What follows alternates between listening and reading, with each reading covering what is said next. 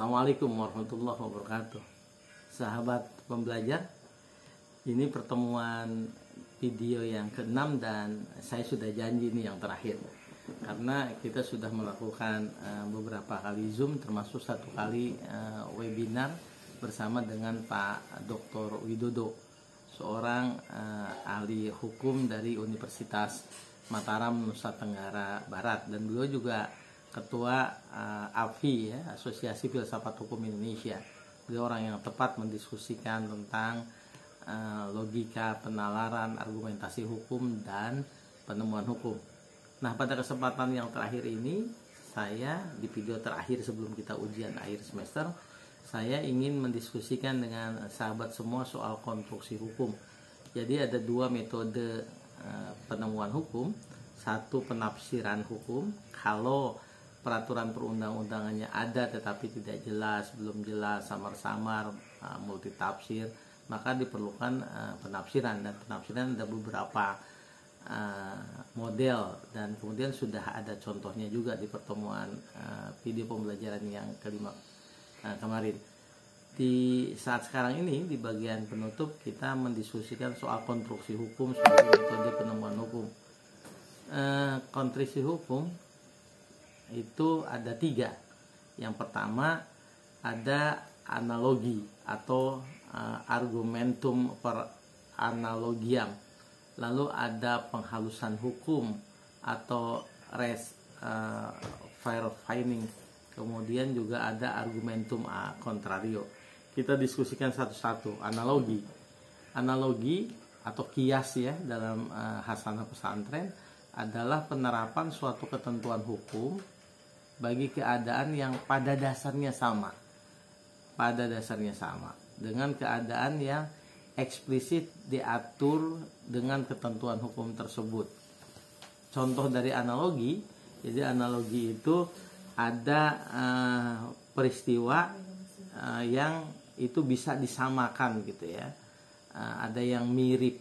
Nah, kemudian contoh analogi itu pasal 1576 BW atau KUH Perdata yang bunyinya jual beli tidak memutus perjanjian sewa menyewa sebelum jangka waktunya berakhir. Jadi jual beli tidak memutus perjanjian sewa menyewa sebelum jangka waktunya berakhir.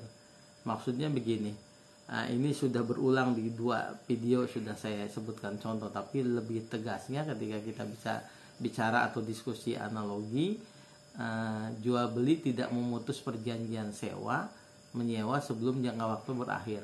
Saya melakukan sewa menyewa ruko 5 tahun masa sewanya, tetapi di perjalanan ketika saya baru 2 tahun saja, pemilik ruko itu kemudian menjualnya kepada orang lain. Tegas di 1576 KUH Perdata bahwa jual beli antara si pemilik lama itu kepada pemilik baru, padahal si pemilik lama sudah menyewakan kepada saya, jual beli yang terjadi itu tidak memutus perjanjian sewa menyewa saya dengan si pemilik pertama sebelum jangka waktu berakhir. Kan jangka waktunya 5 tahun, sementara baru 2 atau 3 tahun saja. Jadi 2 tahun atau 3 tahun ke depannya itu harus tetap ada perjanjian sewa menyewa yang dilanjutkan antara saya dengan pembeli yang baru. Nah, pertanyaannya adalah bagaimana kalau itu bukan jual beli tetapi hibah atau pewarisan?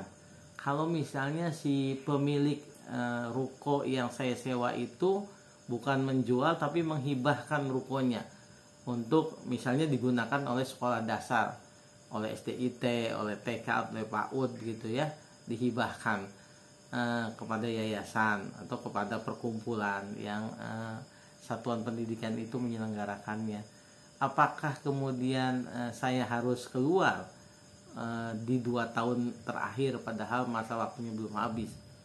Lalu ketika misalnya terjadi pewarisan, ibu itu wafat misalnya, pemilik itu, lalu kemudian apakah kemudian otomatis diambil anak-anaknya, ahli waris misalnya? Ternyata tidak, karena hibah, pewarisan, dan jual beli itu bisa dianalogikan sebetulnya sama dengan jual beli. Jadi hibah pewarisan analogi dengan jual beli. Jadi hibah dan waris juga tidak memutuskan perjanjian sewa. Kenapa begitu? Karena ada kesamaan unsur antara jual beli dengan hibah atau pewarisan. Yang pertama, tujuannya ketiganya itu kan ada peralihan hak. Jadi kesamaan unsur dalam jual beli dengan pewarisan itu dengan hibah itu sama, ada peralihan hak.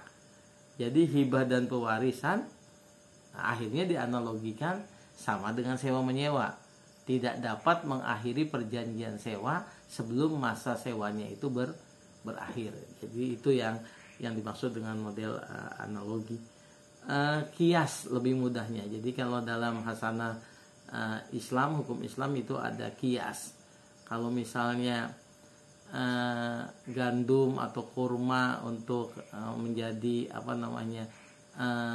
zakat fitrah, maka di Indonesia apa kemudian analogi karena itu adalah makanan pokok sehari-hari, maka kemudian di Indonesia beras misalnya begitu. Nah, yang kedua, konstruksi hukum itu penghalusan hukum. Jika dalam analogi penerapan hukum itu diperluas pada keadaan yang sebetulnya tidak eksplisit diatur kan. Jadi jika dalam analogi penerapan hukum itu diperluas pada keadaan yang tidak tegas diatur, waris kan tidak diatur di dalam BW. Tidak diatur disebutkan maksudnya bahwa waris itu tidak menghentikan sewa menyewa. Hibah juga tidak diatur. Nah, kalau dalam analogi itu diperluas maknanya pada keadaan yang tidak eksplisit diatur kepada dianalogikan dengan yang diatur, maka dalam penghalusan hukum, hakim demi keadilan dalam suatu peristiwa justru dia tidak menerapkan ketentuan hukum semestinya berlaku. Jadi ini terbalik, dalam penghalusan hukum, hakim untuk keadilan dalam suatu peristiwa tidak menerapkan ketentuan hukum yang semestinya berlaku. Yang berikutnya, yang terakhir, itu argumentum a contrario. Argumentum a contrario itu mempersempit jangkauan berlakunya ketentuan perundang-undangan.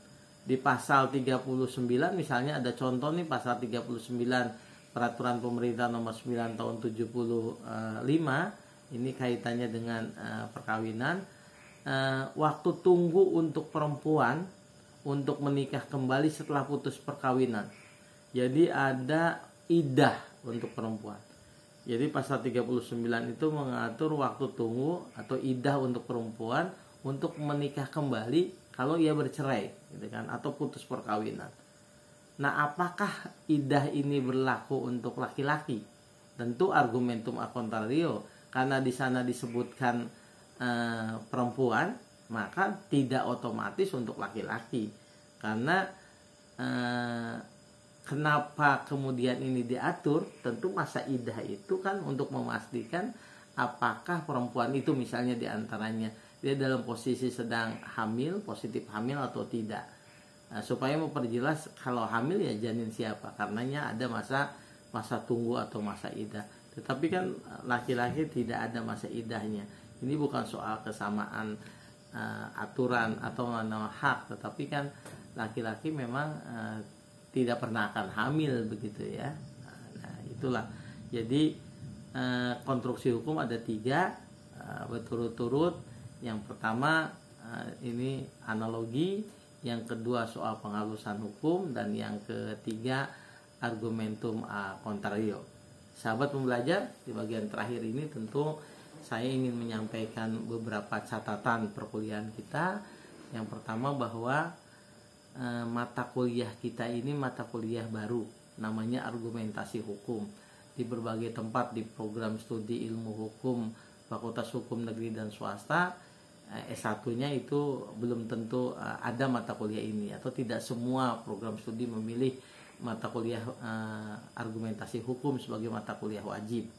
Nah, mengapa dijadikan mata kuliah wajib? Saya pernah menyampaikan di video terdahulu bahwa ini ketika proses workshop bengkel kerja penyusunan kurikulum, terjadi pandangan bahwa diperlukan kepada mahasiswa Fakultas Hukum itu ketika studi hukum ia memahami bagaimana menemukan hukum, bagaimana menyusun argumentasi hukum yang baik, bagaimana proses penalaran hukum dilakukan, dan tentu saja itu memerlukan cara berpikir yang logis, baik metode induktif atau deduktif. Jadi ketika sarjana hukum yang diharapkan profil lulusan kita itu ahli hukum, kemudian juga praktisi hukum, penyusun peraturan perundang-undangan, juga konsultan hukum di berbagai tempat, maka argumentasi hukum itu penting diajarkan. Itu yang catatan pertama. Catatan yang kedua, karena mata kuliah ini baru, tentu model pembelajaran kita itu jauh lebih penting ketimbang misalnya topik-topik yang tersusun berdasarkan SAP. SAP perlu, RKPS juga perlu, tetapi terus memperbaharui metode pembelajaran, apalagi ini di masa pandemi, dan juga pusat pembelajaran itu berada di mahasiswa. Jadi mahasiswa juga dituntut untuk terus mencari tahu bahan-bahannya sendiri, apa kaitan antara logika, penalaran hukum, argumentasi hukum, dan penemuan hukum. Kemudian di bagian yang ketiga, yang terakhir, insya Allah kalau teman-teman sahabat setelah lulus, sahabat pembelajar di S1 UNES, ketika masuk lagi ke S2 di program pasca kita, itu ada mata kuliah penemuan hukum yang diajarkan oleh beberapa staf pengajar yang bergelar doktor, tentu saja minimal untuk ngajar di S2, dan beliau juga praktisi hukum. Di antaranya yang mengajar penemuan hukum di samping Pak Dr. Herman Bakir, juga ada Pak Dr. Fahmiron yang beliau adalah hakim ketua pengadilan negeri di beberapa tempat begitu ya, juga mengajar di kampus kita.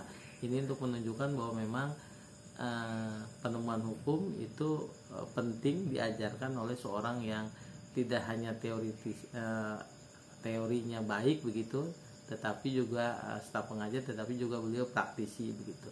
Nah, sahabat pembelajar, mudah-mudahan apa yang saya sampaikan di 6 kali pertemuan lewat video pembelajaran, lalu kemudian juga kita tatap muka melalui Zoom, dan 1 kali webinar, itu paling tidak bisa sampai tujuan dari maksud mata kuliah ini dihadirkan untuk Anda.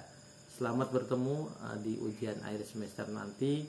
Tentu saya banyak kekurangan, saya mohon maaf karena itu, dan kita terus belajar bersama.